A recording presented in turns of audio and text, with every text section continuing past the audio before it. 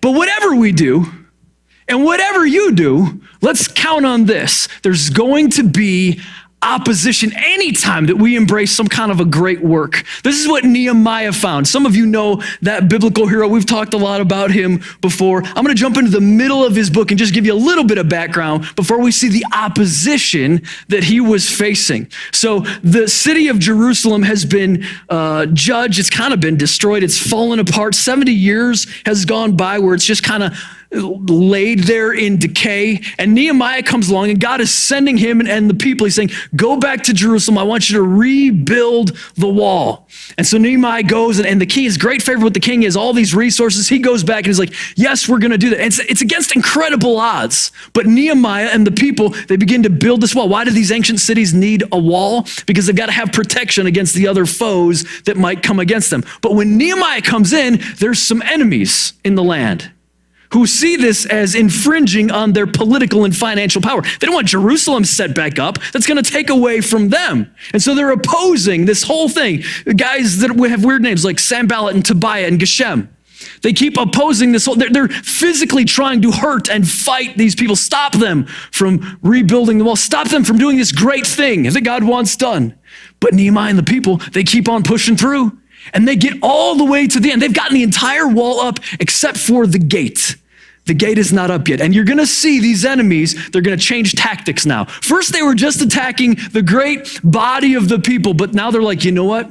This is personal now. We're going after Nehemiah himself. He's the ringleader. We're going to sack the quarterback, man. We're going to shoot the officer. We're going to bring this thing down right now. And so they have this little meeting and they decide how they're going to get at Nehemiah. But you've got to know, now pay attention because this is how this year your enemies and my enemy, these are some of the tactics that are going to be used. You've got to know these tactics are going to be subtle. It's going to be subtle sabotage. There's things that you and I could do and should do. There's great works, but you've got to know there's going to be subtle sabotage. Let me give you 3 subtle saboteurs of what should be: distraction, slander, and temptation. Let's start with number 1. The first thing God wants us to do is focus in the midst of distraction. If you're taking notes, the first one is distraction. Focus in the midst of distraction. Let's listen in on this meeting that is happening among Nehemiah's enemies. Verse 1, Sanballat, Tobiah, Geshem the Arab, and the rest of the enemies found out that I had finished rebuilding the wall. Oh, we're almost there. And that no gaps remain. Man, we're about done here. Though we had not yet set up the doors and the gates. So these guys see it. I've got one shot here.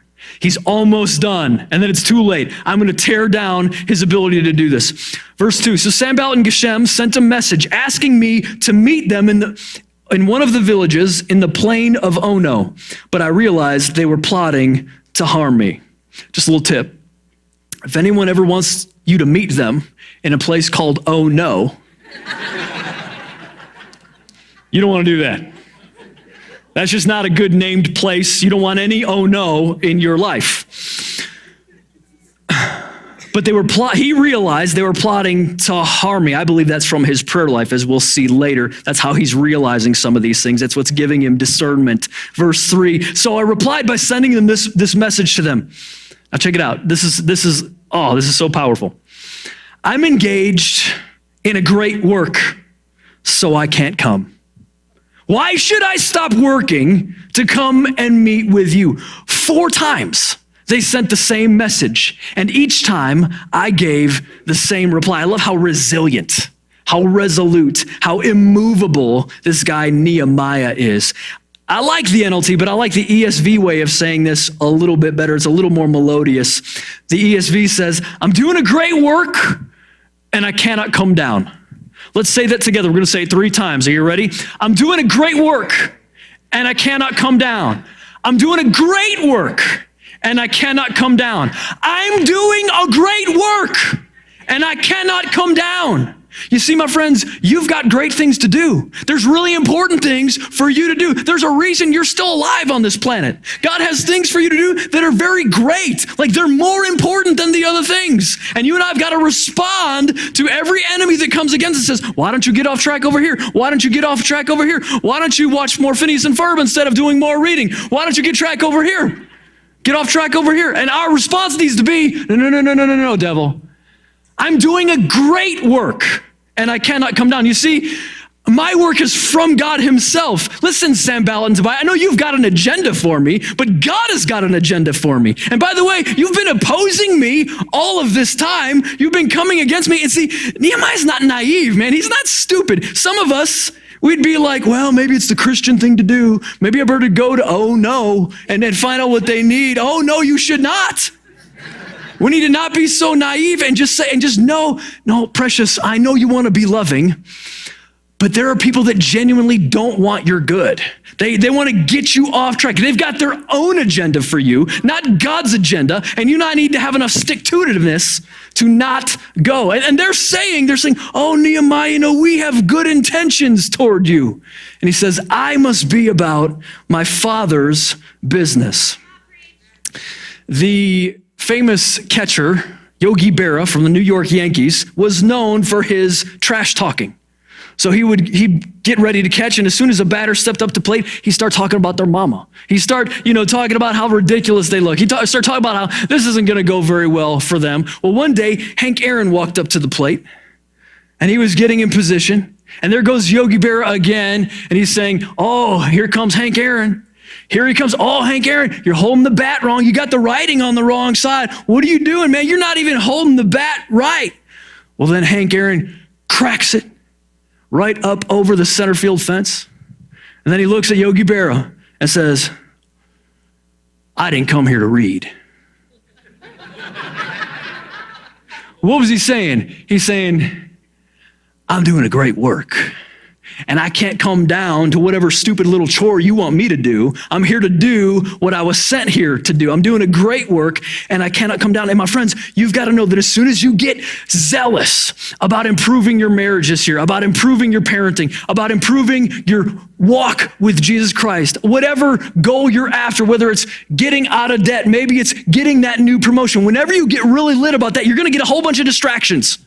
Suddenly, it's going to be time to get your house spotless.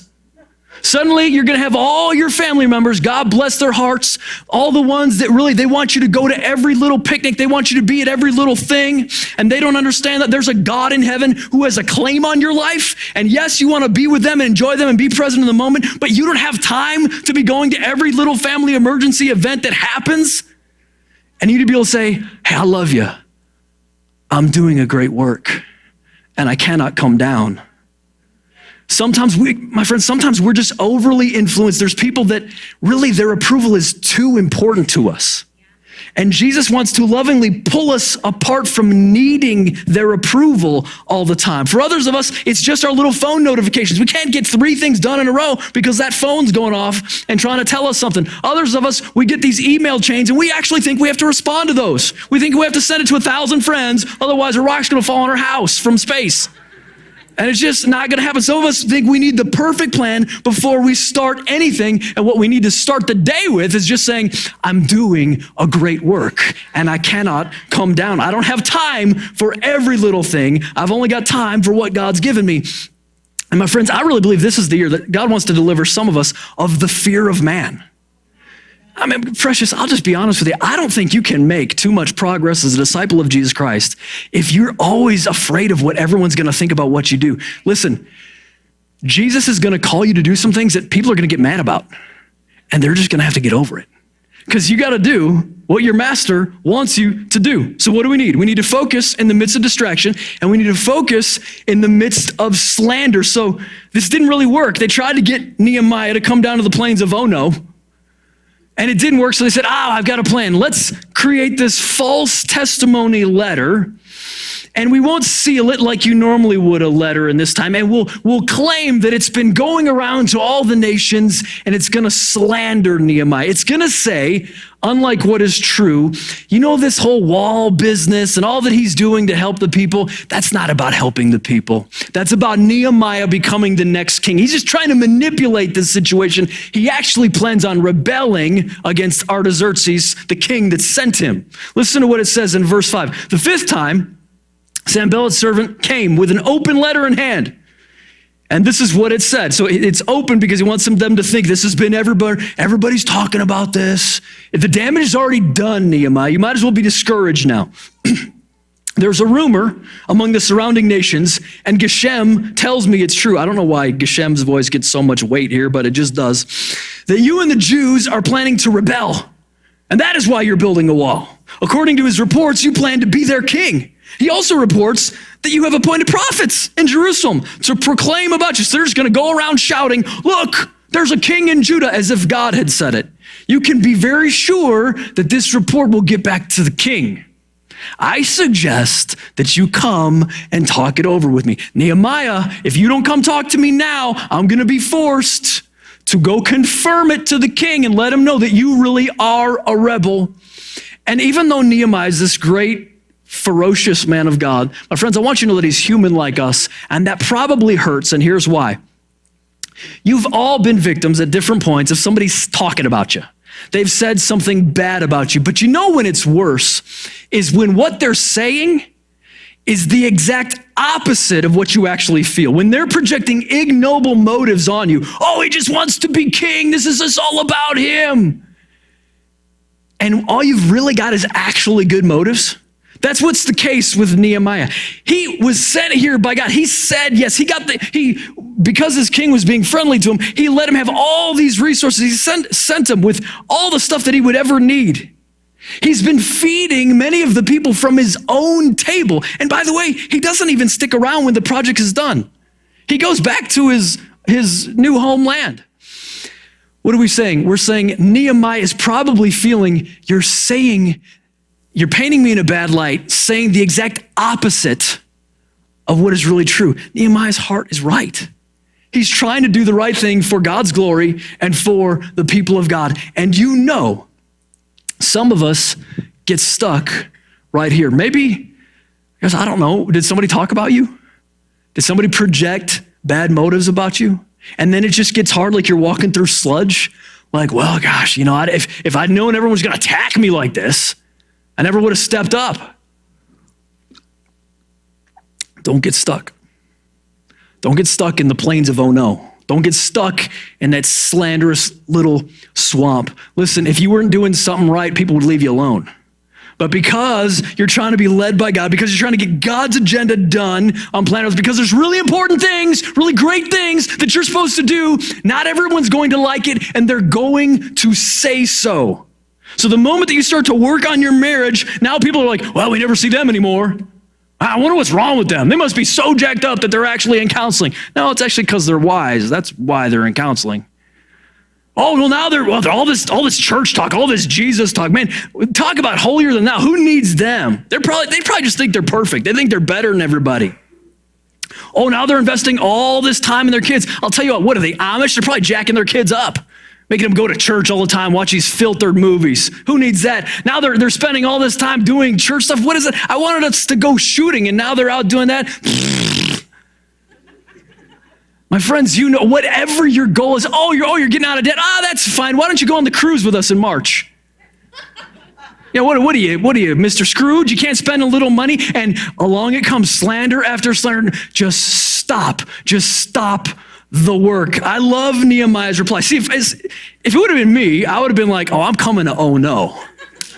Sanballat, I'm going to take you down. I'm not going to have this conversation again. But that's not what the spiritually mature Nehemiah did. He said in verse 8, I replied, now check it out. There is no truth in any part of your story. You are making up the whole thing. And that's it. Like, he doesn't get into a debate about it. He doesn't want to, I'm going to tell you what's true about you. So, like, he doesn't even get in the conversation. He says, you're a liar, shut it. And that's it. Like, that's all that he feels the need to say. There's only one way to handle false rumors, my friend. You just tell the truth and let it alone. You should tell the truth. If you don't tell the truth, see, rumors still do damage. If you don't step up and say what's actually true, it's still going to have a negative impact on you. But if you will, in your integrity, just like Samuel did, if you don't think this is right, check out 1 Samuel 12. Just like Samuel did, you stand up and say, look, man, this is what's true. This is what actually happened. Now shut it. I'm doing a great work, and I cannot come down to have this conversation with you. And let me just encourage everybody, you don't owe everybody an explanation just because they say you do.